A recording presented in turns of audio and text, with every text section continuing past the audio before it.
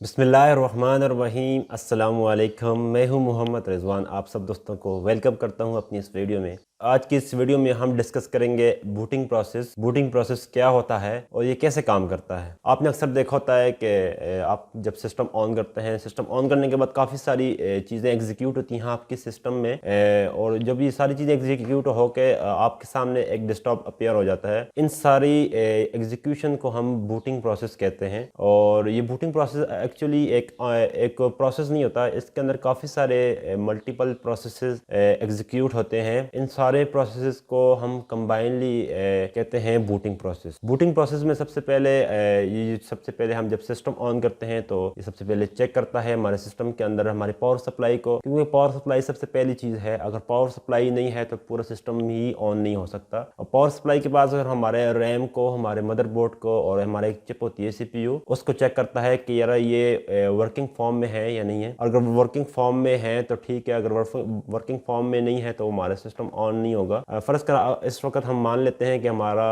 जो हमारी डिवाइसेस हैं चारों वर्किंग फॉर्म में और सही काम कर रही हैं। हमारा बायोस क्या करेगा, हमारा बायोस ये करेगा कि वो एक प्रोसेस होता है हमारा post power on self text, उसका जो है पूरा एब्रीविएशन है पोस्ट की। और पोस्ट हमारा ये करता है कि हमारे सिस्टम के साथ जितनी भी डिवाइसेस कनेक्टेड हैं, चाहे वो प्रिंटर है, चाहे वो माउस है, चाहे वो कीबोर्ड है, चाहे वो और कोई डिवाइस है, वो उनको ऑन करके एक दफ़ा चेक करेगा कि ये वर्किंग फॉर्म में है कि नहीं है। फ़र्ज़ कर अगर उनमें से कोई एक चीज़ वर्किंग फॉर्म में नहीं है, फ़र्ज़ कर हमारा कीबोर्ड सही वर्किंग फॉर्म में नहीं है, तो हमें एक मैसेज शो कर देता है कि एरर का, कि आपका कीबोर्ड सही नहीं कनेक्टेड हमारे सिस्टम के साथ। या इसके अलावा काफ़ी और चीज़ें होती हैं जो बाकी डिवाइसेस हैं वो कनेक्टेड नहीं होती, तो हमें कोई ना कोई एरर शो हो जाता है। आपने सम टाइम नोट भी किया होगा, आपके सामने कोई स्टार्ट में एक एरर नज़र आ जाता है। जब आप सिस्टम को ऑन करते हैं तो उस टाइम आपको एक एरर नज़र आता है, तो ये वही एरर होता है। ये इसको चेक करता है हमारा पोस्ट, जो हमारा होता है पावर ऑन सेल्फ टेक्स्ट। ये इसका काम ही होता है कि इसने इन चीज़ों को एक दफ़ा ऑन करके टेस्ट करना होता है कि ये सारी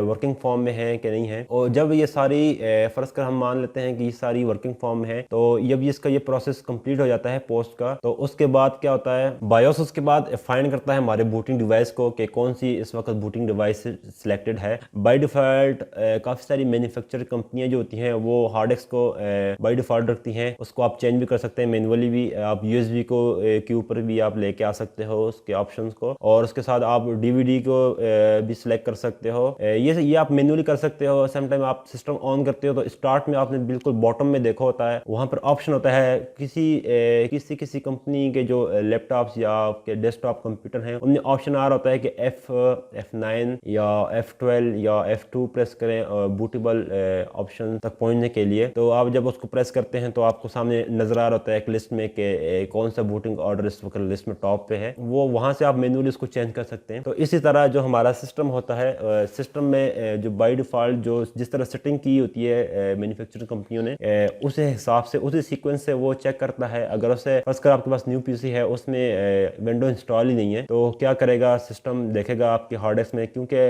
बिल्ट इन अगर उसकी हार्ड डिस्क है तो सबसे पहले वो हार्ड डिस्क में फाइंड करेगा बूटिंग उसको डिवाइस को। तो वो चेक करेगा, उसे वहाँ पर विंडोज़ नहीं मिलेगी, विंडोज़ की कुछ फाइलें होती हैं वो उसे वहाँ पर नहीं मिलेंगी। तो फिर वो नेक्स्ट ऑप्शन देखेगा। नेक्स्ट ऑप्शन अगर आपके पास CD-ROM है या USB है तो फिर देन उसको चेक करेगा, तो उसके बाद ही वो एग्जीक्यूट होता है। फर्स्ट कर हमारा जो ऑप्शन है बिल्ट इन वो हार्ड ड्राइव, तो क्या करेगा, हमारा जो बायोस वो हार्ड ड्राइव में जाएगा, वो पर्टिकुलर फाइलों को लेके रैम में लोड करेगा। अगर हम बात करें विंडोज़ की, तो विंडोज़ को ये 3 फाइलें रिक्वायर्ड होती हैं। Number 1 command.com and number 2 ms-dos.sys, number 3 io.sys। ये जो तीनों फाइलें हैं ये बिल्कुल नेसेसरी हैं। तो इन फाइलों को बायोस क्या करेगा, आपके रैम में लोड कर देगा। जब ये रैम में लोड हो जाएंगे तो उसके साथ ही आपका जो सिस्टम लोड होना शुरू हो जाएगा और आपको डेस्कटॉप अपीयर हो जाएगा। जब डेस्कटॉप अपीयर हो जाएगा तो आपका जो प्रोसेस होता है बूटिंग प्रोसेस वो कंप्लीट हो जाता है। तो यही होता है बूटिंग प्रोसेस। उम्मीद करते हैं आपको ये बूटिंग प्रोसेस समझ आ गया होगा। इसी के साथ ही अगर आपको ये वीडियो पसंद आई है तो आप इस वीडियो को लाइक करें, अपने दोस्तों के साथ शेयर करें। अगर आपका कोई क्वेश्चन है तो आप हमसे पूछ सकते हैं। हम पूरी कोशिश करेंगे कि आपके क्वेश्चंस को हम आंसर करें। और इसके साथ ही मुझे दीजिए इजाज़त। अपनी दुआओं में याद रखिएगा, अपना बहुत सारा ख्याल रखिएगा। अल्लाह हाफ़िज़।